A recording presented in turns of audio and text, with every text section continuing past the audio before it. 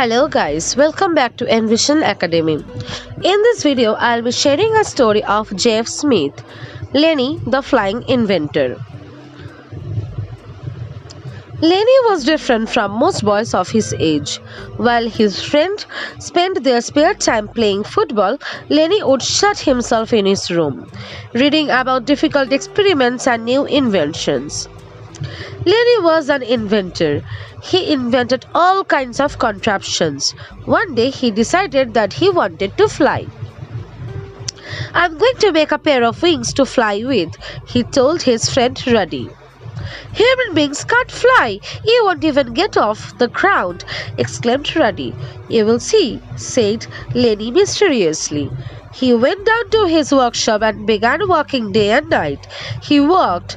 No one saw Lenny for weeks. One day, he came out of his workshop with a big grin on his face. He called Ruddy on the phone. "Tomorrow, I will fly, but I need your help," he said. "Did you really build the wings?" Ruddy asked. "Yes, and they are beautiful," Lenny replied. "They are a little heavy though. You have to help me drag them up to the top of Southern Hills." "What did you make them with?" asked Ruddy. "I made them out of some scrap metal. I had them lying around from the time I built my helicopter last year," the young scientist said. "Metal? Don't you think it will be too heavy for the wings?" asked Ruddy. "No, I calculated all the angles. I will be like a human airplane." Ruddy rolled his eyes. "All right, I will come to your house in the morning and we will try them out," said Ruddy. The next morning, the two friends dragged the wings up to the top of Southern Hill and Lenny strapped them on. "Are you sure they are not too heavy?" asked Ruddy again. "No, the faster I run, the lighter they will get. The wind will lift me up, and I will fly," said Lenny. He was confident about his new inventions. "I will get off to a running start and take off." Lenny walked back about 50 feet and started running. As he ran, the weight of the wings started to tire his legs and he ran slower and slower. Just as he reached the crest of the hill, his legs gave out and he skidded across the ground on his face. Ruddy ran up to check that his friend was unhurt. Then he burst into laughter. "Laugh all you want," said Lenny. "They are a little heavy, but I know the shape is just right. I will go back to the workshop and make them out of lighter material." 2 weeks later, Lenny called Ruddy. "I have done it," he exclaimed. "I made the wings out of wood and tissue paper this time. They are so light that I could fly like a bird with them. Come with me. I need a witness." "I am on my way," said Ruddy. When he arrived, Lenny was on the roof of his ground floor workshop with a pair of pink wings. "I had this left over from the time I made the giant robot we used for Halloween last year," said Lenny. "Do you think it's safe to jump off from here in order to fly?" Ruddy asked worriedly. "It will be fine. Here goes," said Lenny. He walked back a little, took a quick dash and jumped. Ouch! There was a squeak from Lenny and the sound of something snapping. The wings broke right off and he landed in the middle of some bushes in the garden. "The wings may have been a little weak," Lenny murmured to Ruddy.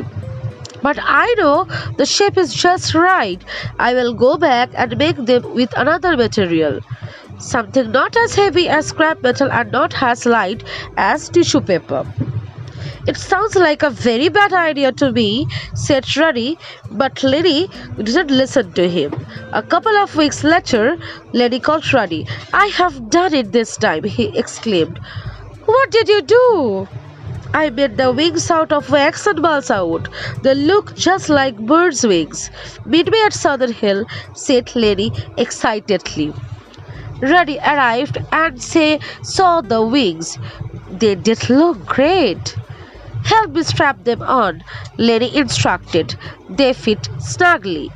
There was a handle under each wing near the tip to move the wings up and down, and a belt that went around the waist so that the wings would not fall off.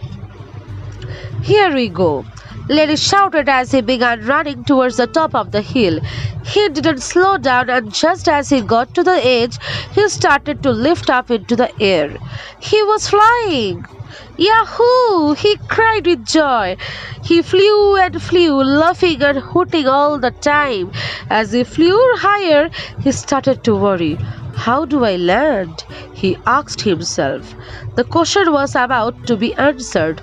All of a sudden, he noticed that the sun was starting to melt the wax he had used to make the wings. A scared Lenny realized that his wings had become very small and he was flying downwards. He could see the trees in the wood below quite clearly now. Luckily, he was not too far from the ground. As he plunged into the trees, Ruddy ran up. "Are you all right?" he asked.